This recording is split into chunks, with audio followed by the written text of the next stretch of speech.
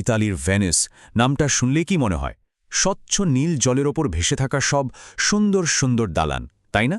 কিন্তু এই সৌন্দর্যের ঠিক পাশেই ভেনিসের লেগুনে লুকিয়ে আছে ছোট্ট একটা নিষিদ্ধ দ্বীপ, যার খ্যাতি কিন্তু সৌন্দর্যের জন্য না, বরং তার ভয়ঙ্কর অন্ধকারের জন্য। দ্বীপটার নাম পোভেগলিয়া।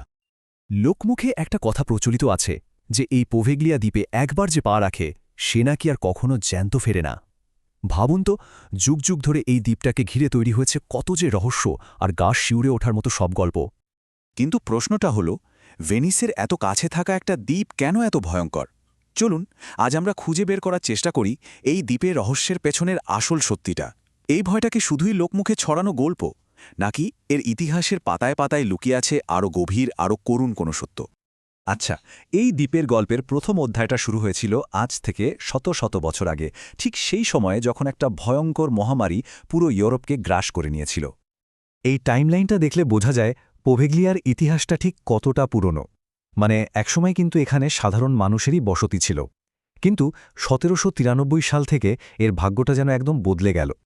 একে প্লেগ রোগীদের জন্য একটা কোয়ারেন্টাইন স্টেশন বা লাজারেত্তো বানানো হলো, আর তখন থেকে এটা হয়ে উঠল এক বিচ্ছিন্ন আর নিশ্চিত মৃত্যুর ঠিকানা। ধারণা করা হয় যে প্রায় ১,৬০,০০০, হ্যাঁ, ১,৬০,০০০ প্লেগ আক্রান্ত মানুষকে এই দ্বীপে পাঠানো হয়েছিল। কেন জানেন? শুধুমাত্র মরে যাওয়ার জন্য।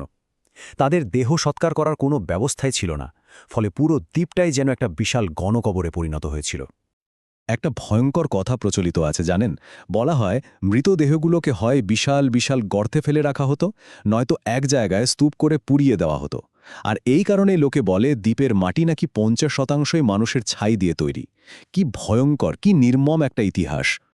তো প্লেগের সেই ভয়ঙ্কর অধ্যায়টা শেষ হওয়ার পর বিংশ শতাব্দীতে এসে পোভেগলিয়ার কষ্টের ইতিহাসটা যেন একটা নতুন, আরও ভয়াবহ মোড়ে নিল।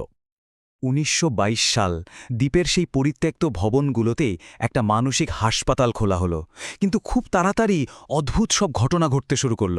হাসপাতালের রোগীরা অভিযোগ করতে লাগলো যে তারা প্লেগে মারা যাওয়া মানুষদের ভূত দেখতে পায়।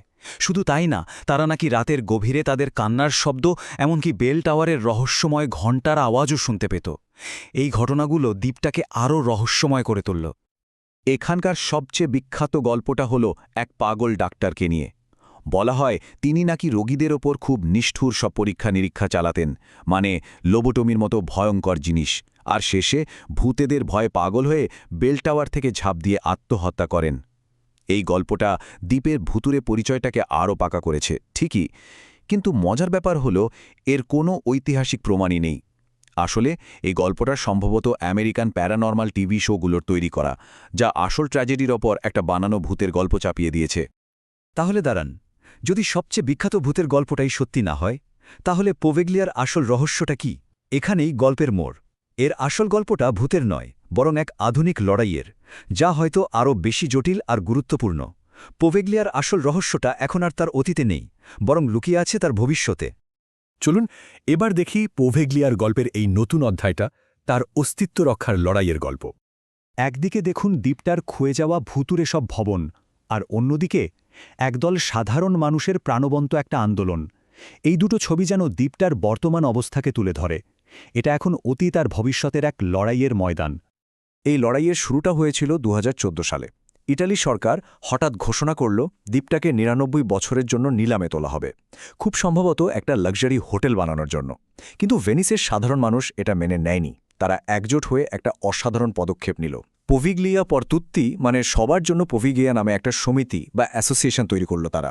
আর তাদের ক্যাম্পেইনটাও ছিল দারুণ। তারা সবাইকে আহ্বান জানালো মাত্র ৯৯ ইউরো দিয়ে দ্বীপটাকে জনসাধারণের জন্য কিনে নিতে। আর জানেন, তারা কিন্তু একমাত্র প্রাইভেট বিডারকে আটকে দিতে পেরেছিল। আর ফলাফল একদম অবিশ্বাস্য। তাদের এই ক্রাউড ফান্ডিং ক্যাম্পেইন মাত্র কয়েক মাসের মধ্যে প্রায় ৫ লক্ষ ইউরো জোগাড় করে ফেলে। আর শুধু ভেনিস না, সারা বিশ্ব থেকে হাজার হাজার মানুষ এই উদ্যোগে সামিল হয়েছিল। এটা দেখেই বোঝা যায় পোভেগলিয়ার ভাগ্যটা শুধু ভেনিসের মানুষের কাছেই নয়, অনেকের কাছেই গুরুত্বপূর্ণ ছিল। কিন্তু তাদের উদ্দেশ্যটা ঠিক দ্বীপটা কিনে নেওয়া ছিল না। সমিতির একজন সদস্য জিয়ানকার্লো ঘিজি যেমনটা বলেছেন, প্রশ্নটা এমন কিছু কেনার নয় যা সবারই সম্পত্তি, বরং এই সাধারণ ক্রাউড ফান্ডিং দিয়ে এটা প্রকাশ করা যে রাষ্ট্রীয় সম্পত্তির ইজারা মানে হল কোনো পরিকল্পনা ছাড়াই বিক্রি করে দেওয়া। মানে তাদের লড়াইটা ছিল আসলে সরকারি উদাসীনতার বিরুদ্ধে, জনগণের ঐতিহ্যকে বাণিজ্যিক লাভের জন্য বিক্রি করার বিরুদ্ধে। এখন প্রশ্ন আসতেই পারে, ছোট্ট একটা দ্বীপের এই লড়াইটা পুরো ভেনিস শহরের জন্য এত গুরুত্বপূর্ণ হয়ে উঠল কেন? কারণ এই লড়াইটা আসলে আরও অনেক বড় একটা সমস্যার প্রতীক। সমস্যাটার নাম আইল্যান্ড গ্র্যাবিং। মানে বড় বড় প্রাইভেট ট্যুরিজম কোম্পানিগুলো সরকারি দ্বীপগুলো কিনে নিচ্ছে। ফলে সাধারণ মানুষের ব্যবহারের জায়গাগুলো কমে যাচ্ছে, আর ভেনিসও ধীরে ধীরে শুধু পর্যটকদের শহরে পরিণত হচ্ছে, যাকে বলা হয় ট্যুরিজম মনোকালচার। এতে স্থানীয় সংস্কৃতি আর জীবনযাত্রা দুটোই মারাত্মক হুমকির মুখে পড়ছে।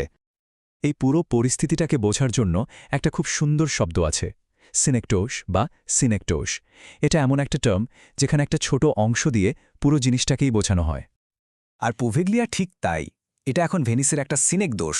মানে পোভেগলিয়ার লড়াইটা এখন আর শুধু একটা দ্বীপের লড়াই নয়, এটা পুরো ভেনিসের অস্তিত্ব রক্ষার লড়াইয়ের একটা প্রতীক হয়ে দাঁড়িয়েছে। এই ছোট্ট দ্বীপের ভাগ্যের ওপরই যেন নির্ভর করছে পুরো ভেনিসের ভবিষ্যৎ।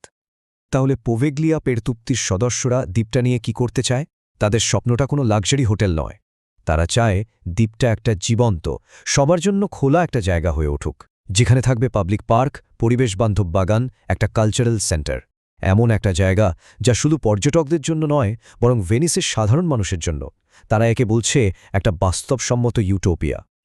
শেষ পর্যন্ত পোভেগলিয়া আমাদের সামনে একটা খুব বড় প্রশ্ন রেখে যায়, যে দ্বীপটা তার ভয়ঙ্কর ভুতুড়ে অতীতের জন্য পরিচিত, সেই দ্বীপটাই কি একটা শহরের ভবিষ্যতের পথ দেখাতে পারে? একটা জায়গা কি তার অন্ধকার অতীতকে পেছনে ফেলে আশার প্রতীকে পরিণত হতে পারে? এই দ্বীপের শেষ পরিণতি কি হবে তা হয়তো সময় বলে দেবে, কিন্তু এর লড়াইটা যে ইতিমধ্যেই একটা নতুন ইতিহাস তৈরি করে ফেলেছে তাতে কোনো সন্দেহ নেই।